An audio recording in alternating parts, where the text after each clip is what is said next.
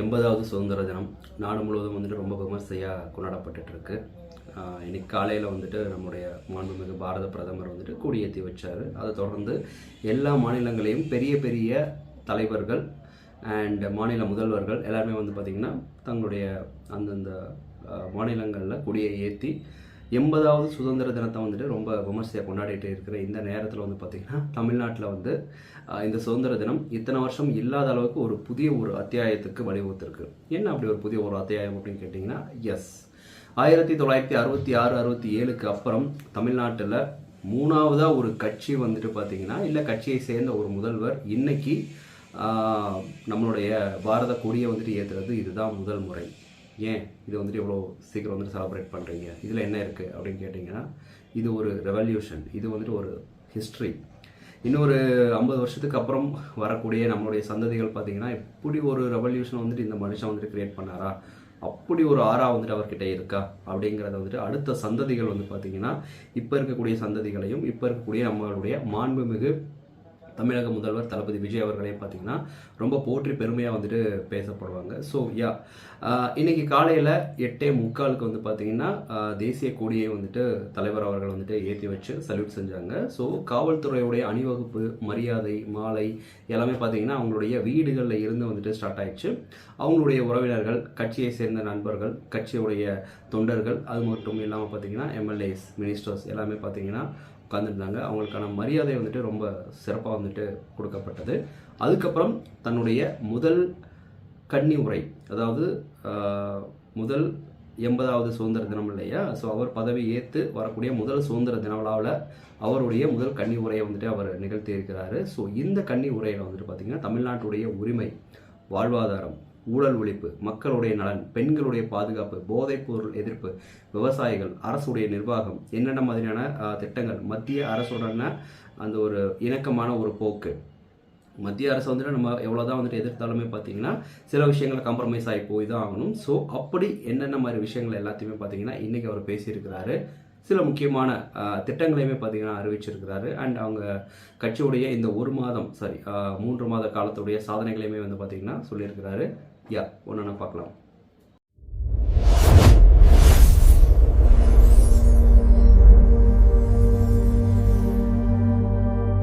அவருடைய உரையில முதல்ல இந்தியாவுக்கு சுதந்திரம் கிடைக்கிறதுக்காக தன்னுடைய உயிரையும் உடைமைகளையும் தியாகம் செஞ்ச அனைத்து சுதந்திர போராட்ட வீரர்களுக்கும் அவர் வந்துட்டு மரியாதை செலுத்துகிறார்.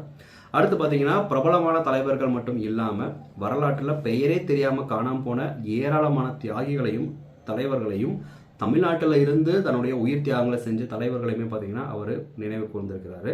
ஸோ அவங்களுடைய தியாகத்தால் தான் இன்னைக்கு நம்ம அனுபவிச்சிருக்கிற இந்த சுதந்திரம் அப்படிங்கிற இந்த ஒரு வாழ்க்கையை வந்து நம்ம வாழ்கிறோம். அன்னைக்கு அந்த தியாகிகள் இந்த மாதிரி ஒரு சுதந்திரத்தை வந்து நமக்கு வாங்கி கொடுக்கலாம், நம்மளால் வந்துட்டு வாழ்ந்திருக்க முடியாது. பட் உண்மையான சுதந்திரம் அப்படிங்கிறது என்ன அப்படின்னா, உண்மையான சுதந்திரம் அப்படிங்கிறது சுதந்திரம் அப்படிங்கிற வெறும் வார்த்தையில் வந்துட்டு கிடையாது. ஆங்கிலேயர்களிடமிருந்து நம்ம ஆட்சி அதிகாரத்தை மட்டும் பெற்றது கிடையாது. மக்கள் மீது இருக்கக்கூடிய அடக்குமுறைகள் அப்படிங்கிறது நீங்க வேண்டும். பிறப்புக்கும் எல்லா உயிருக்கும் அப்படிங்கிறத நம்ம கட்சியுடைய கொள்கை, கோட்பாடு. அண்ட் சாதி, மதம், மொழி, இனம் இப்படி எந்த விதமான பாகுபாடு இல்லாமல், வேறுபாடு இல்லாமல் பார்த்தீங்கன்னா உடைந்து போன மக்களை வந்துட்டு ஒன்று சேர்க்கணும். மக்கள் வந்து பார்த்தீங்கன்னா ஒரு பொதுவான பிரச்சனைக்கு எதிராக ஒன்றுபடும் நேரத்தில் தான் இந்த வேறுபாடுகள் அப்படிங்கிறது உடையும். அந்த நிலையில் கிடைக்கிறது தான் உண்மையான சுதந்திரம் அப்படிங்கிறது நான் நினைக்கிறேன். 1947 மகாத்மா காந்தியுடைய தலைமையில் இந்தியா பெற்ற இந்த சுதந்திரத்தை பாதுகாத்துட்டு அடுத்த கட்ட முன்னேற்றத்துக்கு வந்து பார்த்தீங்கன்னா இந்தியா அப்படிங்கிறது சென்றுட்டே இருக்குது. அதில் தமிழ்நாட்டில் ஒரு சிறு பங்கை வந்து பார்த்தீங்கன்னா முதலமைச்சராக நானும் பங்காற்றுவேன் அப்படிங்கிற மாதிரி வந்துட்டு அவர் சொல்கிறாரு. அடுத்து ஊழலில் இருந்து தமிழ்நாட்டை மீட்பதுமே கூட பார்த்தீங்கன்னா ஒரு மிகப்பெரிய ஒரு விடுதலை அப்படிங்கிற மாதிரி அவர் மென்ஷன் பண்ணுறாரு. ஸோ இதுதான் இன்னைக்கு உரையுடைய மிகப்பெரிய ஒரு பொலிட்டிக்கல் மெசேஜ். தமிழ்நாட்டு மக்களுக்கு அவர் கொடுத்த ஒரு பொலிட்டிக்கல் மெசேஜாக வந்துட்டு இருக்கும். ஸோ தமிழ்நாட்டை லஞ்சம் மற்றும் ஊழலில் இருந்து காப்பாற்றுறது ஒரு வகையான விடுதலை தான் அப்படிங்கிற மாதிரி முதலமைச்சர் விஜய் அவர்கள் சொல்லியிருக்கிறாரு. அதாவது ஆங்கிலேய ஆட்சியிலிருந்து இந்தியா விடுதலை பெற்றது அப்படிங்கிறது ஒரு சுதந்திரம் அப்படின்னா, மக்களை பாதுகாக்கிற, மக்களை பாதிக்கிற இந்த ஊழல் மற்றும் லஞ்சத்தில் இருந்து தமிழ்நாடு விடுபடுவதுமே பார்த்தீங்கன்னா ஒரு வகையான சுதந்திரம் அப்படிங்கிறது தான் என்னுடைய பார்வை அப்படிங்கிற மாதிரி அவர் சொல்கிறாரு. ஸோ அதுக்காக இந்த அரசு எப்பயுமே போராடும். அதுக்காக இந்த அரசு வந்து தன்னுடைய அதிகாரத்தை வந்துட்டு பார்த்தீங்கன்னா கரெக்டாக வந்து கொண்டு போய் சேர்க்கும். இந்த 100 நாட்களில் எந்த ஒரு பிரச்சனையுமே இல்லாமல் ஊழல் லஞ்சம் அப்படிங்கிறது வந்துட்டு என்னால் முடிஞ்ச அளவுக்கு டிக்ரீஸ் பண்ணியிருக்கிறேன். அண்ட் இது கம்ப்ளீட்டாக வந்துட்டு 0 டாலரன்ஸ் ஆகணும் அப்படிங்கிறது தான் வந்து பார்த்திங்கன்னா என்னுடைய எய்ம் அப்படிங்கிற மாதிரி சொல்கிறாங்க. ஸோ அடுத்து ஒரு முக்கியமான பாயிண்ட் என்ன அப்படின்னா டிரான்ஸ்பரண்ட் கவர்மெண்ட். டிவிக்கு ஆட்சிக்கு வர்றதுக்கு முன்னாடியே பார்த்தீங்கன்னா ஒரு மேனிஃபெஸ்டோ ஒன்று சொல்லியிருந்தாங்க. நம்மளுடைய ஆட்சி வந்ததுக்கப்புறம் எல்லாமே டிரான்ஸ்பரன்சியாக இருக்கும் அப்படிங்கிற மாதிரி சொல்லியிருந்தாங்க. அதனுடைய மிகப்பெரிய ஒரு பிரேக் பாயிண்ட் என்ன அப்படின்னா சட்டமன்றம். இதுவரைக்கும் இத்தனை காலம் சட்டமன்றத்தில் வந்து பார்த்தீங்கன்னா ரெக்கார்டட் வீடியோஸ் தான் பார்த்தீங்கன்னா மக்களுக்கு ஒளிபரப்பப்படும். அதுக்கு முன்னாடி 70கள் 80கள் 90களில் வந்து பார்த்தீங்கன்னா வீடியோஸ் அப்படிங்கிறதே வராது. சட்டமன்றத்தில் என்ன நடக்குது அப்படிங்கிறதே தெரியாது. ஸோ அதில் தான் வந்துட்டு சில மறக்கக்கூடிய சில சம்பவங்களுமே வந்து பார்த்தீங்கன்னா ஏடிஎம்கேக்கும் டிஎம்கேக்கும் வந்து நடந்திருக்கு. ஸோ அதை எல்லாத்தையுமே வந்து பார்த்தீங்கன்னா உடைக்கிற பட்சத்தில் இந்த ரெக்கார்டட் வீடியோஸ் அப்படிங்கிற கல்ச்சரே கிடையாது.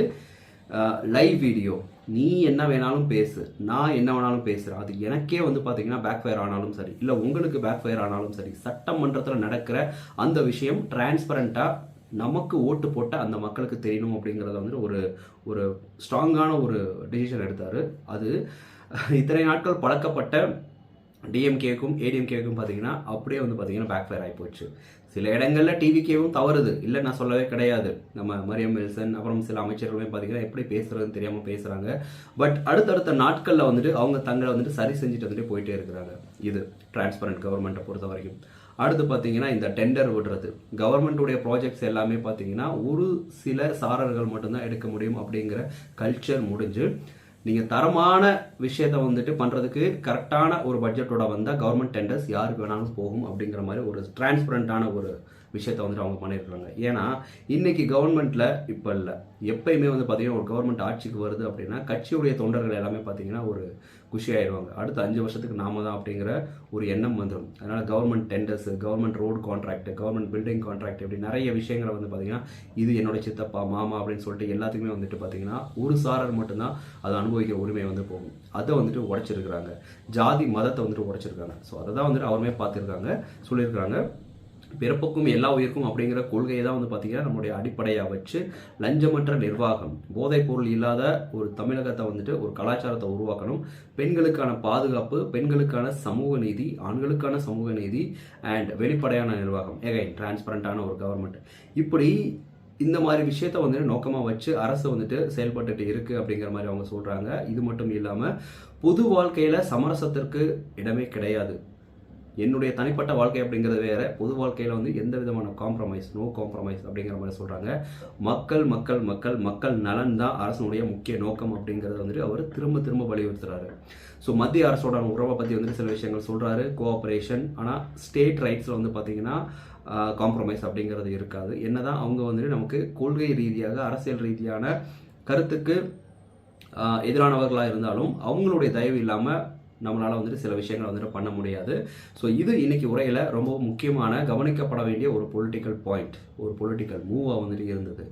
முதல்வர் விஜய் அவர்கள் மத்திய அரசுடனான முழுமையான மோதல் போக்கை வந்து பார்த்தீங்கன்னா அவர் கடைபிடிக்கலை. சில விஷயங்களை வந்துட்டு அவரும் கரெக்டாக வந்துட்டு பண்ணிட்டு இருக்கிறாரு. எகைன் இது மேகதாது, காவேரி பிரச்சனை அண்ட் எல்லா மாநில முதல்வர்களுடைய மீட்டிங் வந்துட்டு டெல்லியில் நடக்கிறப்ப கரெக்டான விஷயத்தில் தான் வந்து பார்த்தீங்கன்னா அவர் கொண்டு போய் சேர்த்துருக்கிறாரு. அதே நேரத்தில் மாநில உரிமைகளில் வந்து பார்த்தீங்கன்னா எந்த விதமான சமரசமும் இருக்காது அப்படிங்கிறத ரொம்ப கிளியர் கட்டாக வந்துட்டு அவர் சொல்கிறாரு. தமிழ்நாட்டுடைய வளர்ச்சி திட்டங்கள் மற்றும் மக்களுடைய அத்தியாவசிய தேவைகளுக்காக மத்திய அரசுடனான இந்த நிர்வாக ரீதியான ஒத்துழைப்பு அப்படிங்கிறது கண்டினியூ ஆகும் அப்படிங்கிற மாதிரி சொல்லியிருக்கிறாரு. தமிழ்நாட்டுடைய நலனுக்கு, மாநில உரிமைகளுக்கு எதிராக ஏதாவது முடிவு வந்தால் அதை என்னுடைய அரசு, இந்த தாவேக அரசு உறுதியாக எதிர்க்கும் அப்படிங்கிறத அவர் ரொம்ப கிளியராக வந்துட்டு சொல்கிறாரு.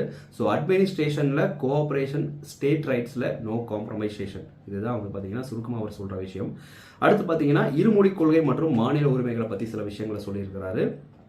தமிழ்நாட்டுடைய நீண்டகால கொள்கைகள் அப்புறம் மாநில உரிமைகளை பாதுகாக்கிறதுல அரசு எப்பயுமே உறுதியாக இருக்கும் அப்படிங்கிற மாதிரி மறுபடியும் சொல்லிட்டு, குறிப்பாக இந்த தமிழ்நாட்டுடைய இருமொழி கொள்கை, அதாவது இங்கிலீஷு தமிழ் அப்படிங்கிறது ஓகே, ஹிந்தி அப்படிங்கிறது வந்துட்டு நோ அப்படிங்கிற மாதிரி சொல்லுவார். அதாவது நிதி பகிர்வு, அது மட்டும் இல்லாமல் மாநில உரிமைகள் போன்ற விஷயங்களை சமரசம் செய்ய மாட்டோம்.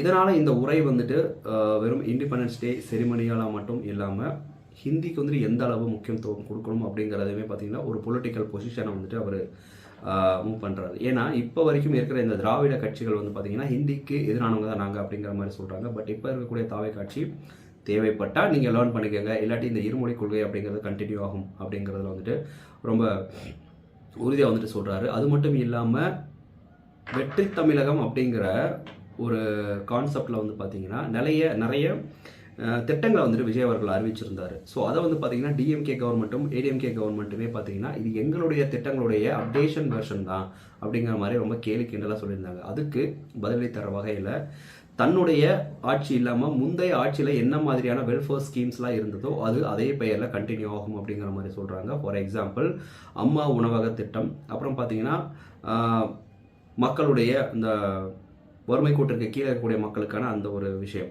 அவங்களுக்கான நலத்திட்ட உதவிகள், இது எல்லாமே பார்த்திங்கன்னா இதுக்கு முந்தைய ஆட்சி என்ன மாதிரி விஷயங்கள் எல்லாம் பண்ணி வச்சுட்டு இருந்ததோ அந்த மாதிரி விஷயங்களை வந்து நாங்கள் எந்த காம்ப்ரமைஸுமே இல்லாமல் வந்துட்டு கண்டினியூ பண்ணுவோம் அப்படிங்கிற மாதிரி சொல்கிறாங்க.